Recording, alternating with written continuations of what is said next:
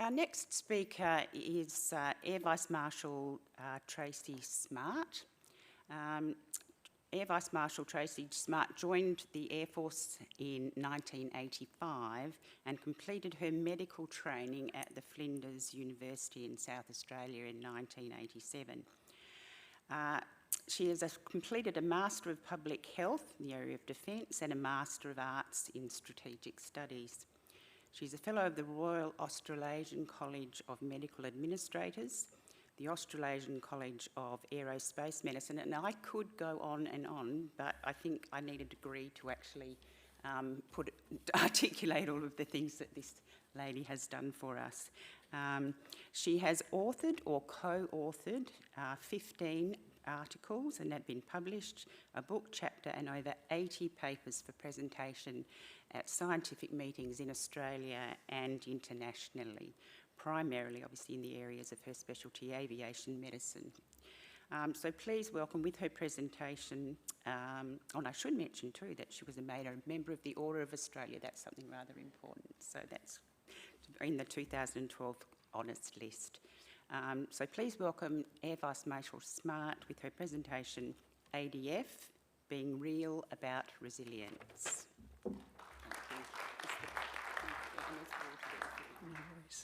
Thanks very much, and it's a pleasure to be here today to talk about one small aspect of what the ADF is doing in terms of mental health.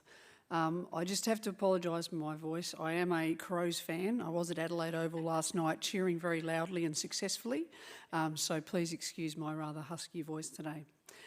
So we're going to talk about resilience today, and I'm just going to go through, first of all, a little bit of general thing of the ADF's duty of care and where resilience fits in.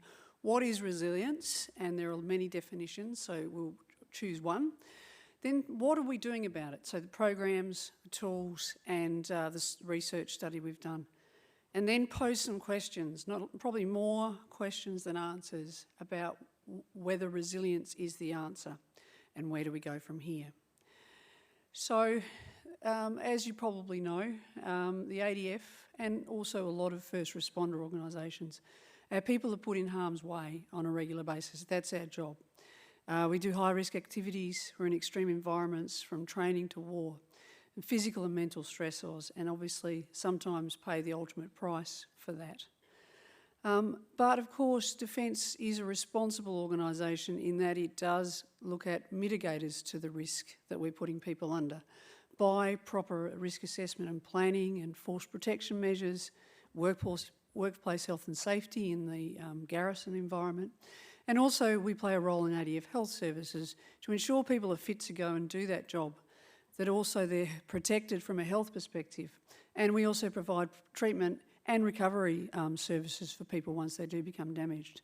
So I guess through these mechanisms, exercising Defence's duty of care on behalf of the nation. So today I'm not going to talk about all of that, but I am going to focus on resilience and how that might play a role in maximising fitness and protecting people in those environments. So resilience, as I said, there are many definitions, and we had a seminar of resilience across the ADF inviting people from the three services in the health world, and we didn't come up with a final definition, but this is the definition we use from something called the Technical Cooperation Panel, which is an international, or it's a Five Eyes panel that looks at the issue of resilience. And it's defined there. This is very much a psychological definition of resilience, but it really means being able to maintain well-being and functioning in response to adversity. So that's the definition we go by in Defence. And what do we know about it? We know that it's a dynamic process. It changes over the course of someone's life, and people can adapt as they face adversity. It requires a range of coping strategies. And it's not, of course, just in the military or first responder environment. It's a helpful thing in everyday life because we're all exposed to stressors, be it, in traffic jams. We don't get many of them in Canberra, they last 5 minutes, but in traffic jams or whatever else, right through to those extreme environments. So it's not just about dealing with adversity, it's actually about overcoming these things and being able to minimise stress. But it's also important, particularly important, dealing in transitions in life. And I'm not just talking about transition from service, but that is one of them. But transitions in career, transitions from when you come into defence, through training, through various deployments, through life events, and then out into the broader environment. So resilience is something we've been looking at seriously in the ADF for a number of years, and we started training in resilience in 2009. A program called Battle Smart. The SMART is actually not named after me. It's the Stress Management and Resilience Training, and it is our own program, but it does have some parallels and similarities with, for instance, Battle Mines in the US. It's a modularised education program. It operates across the ADF, and it targets key parts of a member's career. The aim of Battle Smart is to provide ADF members with the skills and knowledge to enhance their ability to identify and adjust behavioural, emotional, cognitive and physical reactions to stressful situations, but also to optimise and understand how other people are reacting to those environments. This is our training continuum. As I said, it is delivered throughout an individual's career, including in transition out of service. But it can be given also on request when a particular commander, for instance, believes that the people need some top-up training. Part of this is to keep your mates safe, which is looking at the welfare of other people, but we can tailor modules as required. And the Defence Community Organisation, apologies for all the acronyms of the people who aren't in defence, also delivers some of these products, particularly tailored at families and children. This is basically what it looks like, and it is basically based on a cognitive behavioural therapy approach. So it is delivered by mental health professionals. And it teaches some of the concepts, and it also allows people to practice some of the techniques taught. First part of it is looking at appraising the situation. So what is an individual's reaction to the situation at hand? And then making them sort of do an analysis. Is this reaction reasonable? And thinking of it in terms of those physical reactions, thoughts, behaviours and emotions.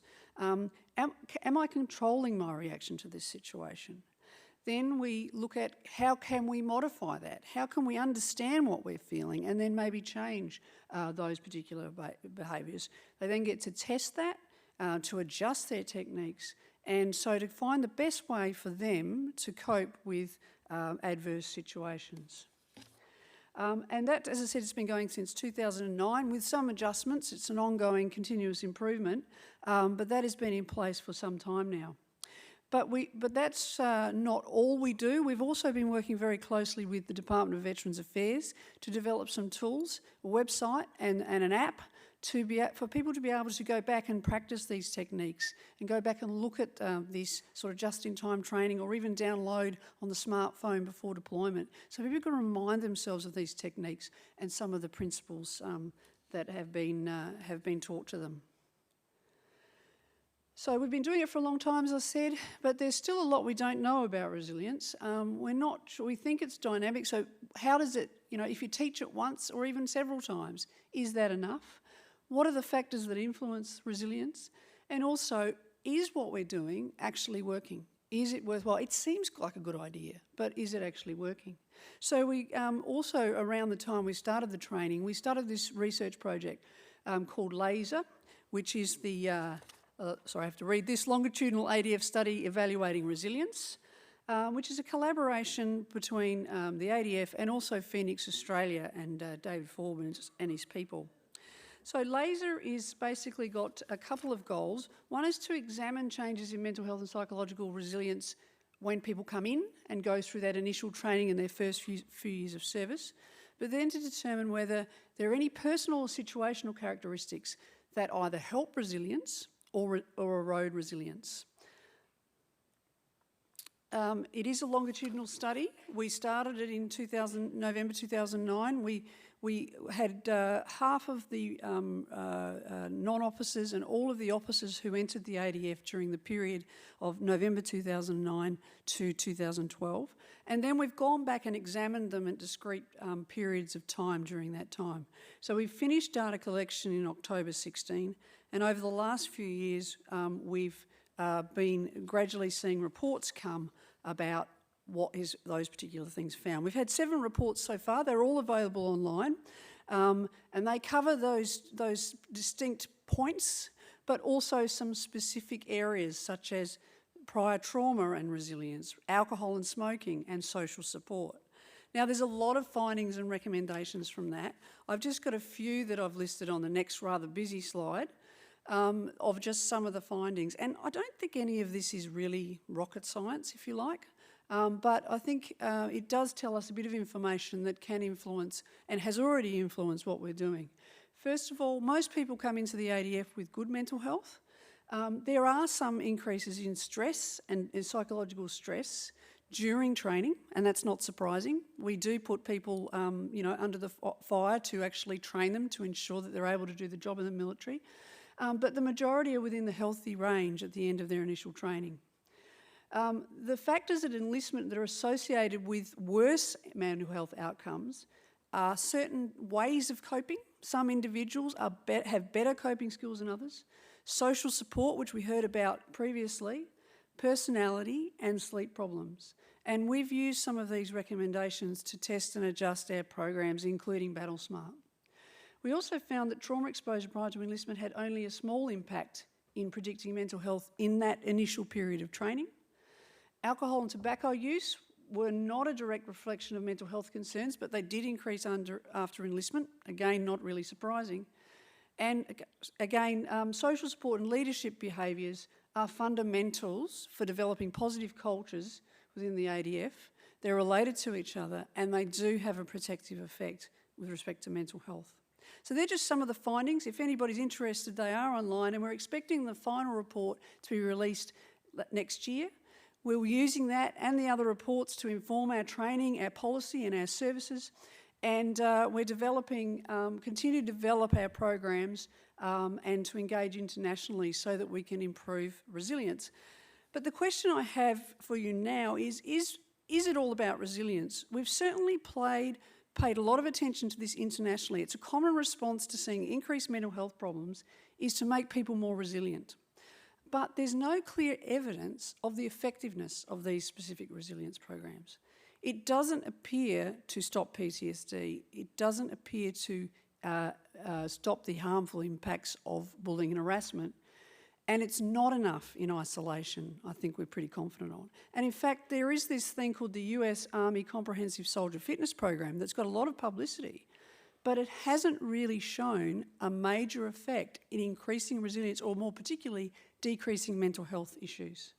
So there's no immunisation, which there was, make my life easier. There's no magic bullet, no silver bullet in looking at resilience. And I think there are more questions than answers as we go forward.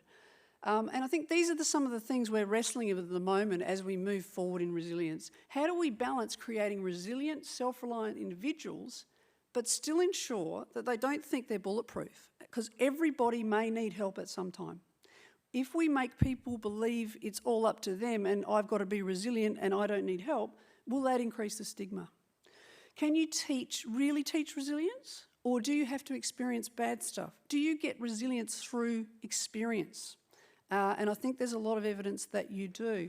Is it just a preventative tool, or does it have a place in recovery from traumatic and transitional events?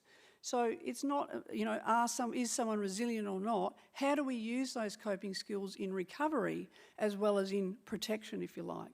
And can we try to change trajectories to ensure more people end up becoming resilient, and even into the area of post-traumatic growth, which there's a growing literature about?